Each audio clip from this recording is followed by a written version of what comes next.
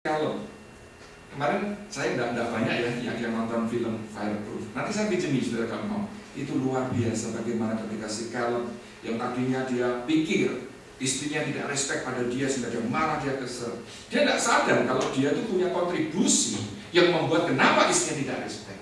Kenapa istrinya mau menceraikan dia? Karena memang dia egois, dia selfish. Dia tidak peduli dengan pergumulan istrinya. Dia ketika pulang udah tidak mau dengar lagi istrinya mau ngomong apa, keluar apa. Tapi setelah si Caleb ini sudah disadarkan papanya, dia kemudian kenal Tuhan dan papanya mendorong, lakukan ini. Dalam 40 hari kamu lakukan ini. Ternyata sudah istrinya yang sudah terang-terangan bilang I don't love you, sudah minta ditandatangani itu surat perceraian. Udah give up sang istri. Tapi ketika dia lihat bahwa suaminya ini betul-betul berubah, saudara, dia mau berkorban untuk istri. Hancurlah hati sang istri, dan dia kembali mengasihi sang suami. Ini mari saudara, saya percaya kalau istri kita mau belajar ya, menghormati suami, belajar untuk bisa mengerti beban suami, pergumulan suami, dan tidak ya membuat suasana rumah tegang ya. Karena Amsal bilang apa? Misalnya suami punya istri yang suka marah, aduh, siapa yang betah begitu ya. Sebagai istri, ciptakan suasana yang tenang, suasana yang indah, sehingga rumah itu menjadi home sweet home, bukan sekedar cuma tempat tidur atau tempat persinggahan. Dorong suami, beri dukungan, doakan. Buat suamimu itu merasa bahwa dia itu sebagai seorang yang penting di mata sang istri. Saya percaya saudara, mungkin mulai dari sang istri dulu ya. Kalau sang istri menunjukkan itu, sang suami itu atas kemurahan Tuhan, pertolongan Tuhan, hatinya akan dilembutkan. Atau sebaliknya, kalau punya istri yang memang sulit, mari para suami tunjukkan kasih. Kasih istri sama seperti Kristus mengasihi jemaat. Saudara-saudara, anak yang bertumbuh dalam keluarga di mana orang tuanya saling mengasihi, saling melengkapi, penuh sukacita, anak-anak itu akan bertumbuh juga secara sehat, bukan saja fisik tetapi juga jiwanya. Banyak anak yang grew up menjadi rebellious, menjadi violent. Kenapa? Karena itu yang dilihat saudara dari orang tua. Orang tua suka ribut, orang tua egois, tidak saling bicara. Nah, bagaimana mereka diharapkan untuk punya kasih kalau mereka sendiri tidak merasakan kasih itu? Mari saudara, bukan cuma bulan ini, tapi itu seterusnya juga kita berdoa supaya Tuhan makin kokohkan keluarga kita, dan Tuhan bantu kita sebagai suami istri untuk melakukan prinsip-prinsip firman Tuhan. Kiranya Tuhan menolong kita sekalian. Mari kita berdoa.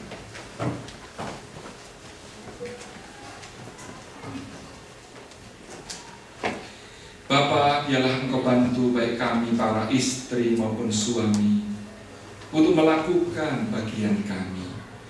Sebab kami tahu Tuhan, kebahagiaan rumah tangga itu bukan semata-mata berkat dari surga yang Tuhan turunkan seperti hujan, tetapi juga ada hal-hal yang harus kami kerjakan, ada bagian yang harus kami lakukan. Sebab itu Tuhan, ampuni kalau kami selama ini belum melakukan firman-Mu baik sebagai istri maupun suami, sehingga tanpa kami sadari mungkin pasangan kami telah terluka, mungkin pasangan kami telah menjadi kecewa, mungkin pasangan kami tidak lagi merasakan kasih sayang dari kami. Tuhan, biarlah hari ini firman-Mu kembali mengingatkan kepada kami mengenai apa yang harus kami lakukan baik sebagai istri maupun suami. Terima kasih Bapa, hamba rindu Engkau kokohkan setiap keluarga, sehingga kami bukan saja boleh menikmati keutuhan rumah tangga sampai maut memisahkan, tapi keluarga kami boleh menjadi contoh bagaimana keluarga yang bahagia, keluarga yang bertumbuh di dalam Tuhan, keluarga yang menjadikan Kristus pusatnya, sehingga kami semua boleh bertumbuh di dalamnya. Terima kasih Tuhan.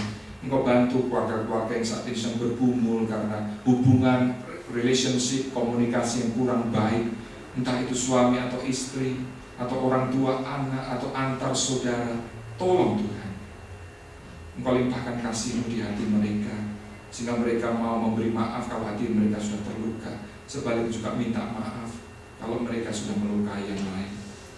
Biarlah Tuhan bulan ini kami boleh makin mengokohkan keluarga kami di dalam Tuhan.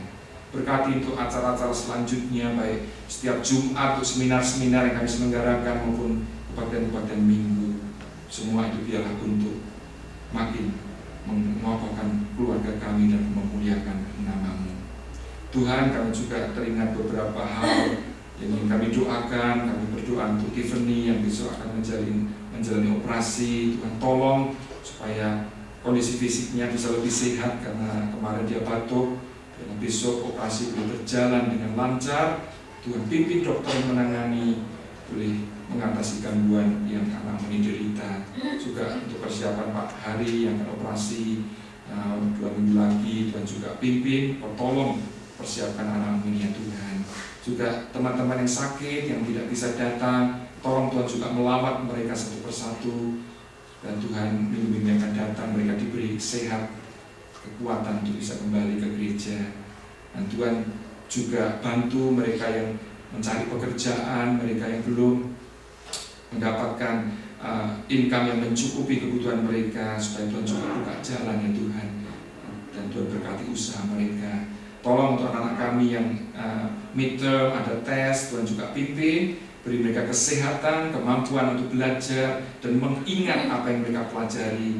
Dan Tuhan berkati studi mereka. Juga berkati untuk pelayanan kami. Tuhan terus pakai gereja-Mu untuk menjadi alat kemuliaan-Mu dan saluran berkat-Mu. Terima kasih ya Bapa, Engkau pimpin kiranya kehidupan kami sepanjang minggu ini dengan segala kegiatan yang ada.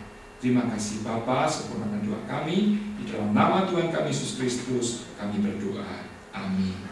Silakan berdiri, mari kita menyanyikan doa.